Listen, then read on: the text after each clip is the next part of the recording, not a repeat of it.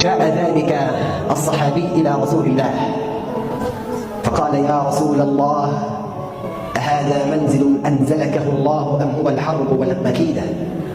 يا رسول الله، في المعركة أولى المعارك مع المشركين،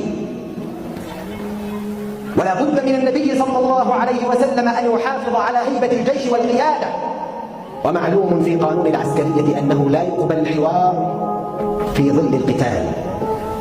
عليك أن تطيع الأوامر القيادة، لكن الزعماء الحقيقيون، الزعماء والعظماء يقولون الحقيقة ولو كانت مرة على قلوبهم.